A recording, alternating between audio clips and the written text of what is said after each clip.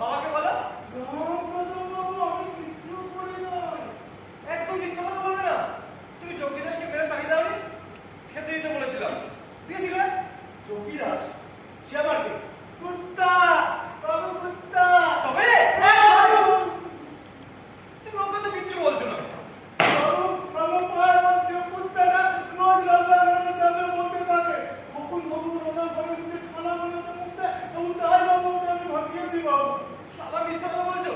যোগীদাস কোনোদিনও রান্নাঘর ঢোকে না। বিনা কারণে ওকে মেরে ওর পিছনে ডানপাটা খোলা করে দিয়েছো।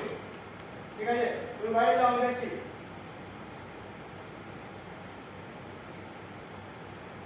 কুকুরের ওপর খুব যে দরদ দেখছি। ধীরে এর বাড়ি ওর বাড়ি থেকে মুরগি চুরি করে খাও, সেই বাবা? আগে খেতাম, এখন আর খাই না।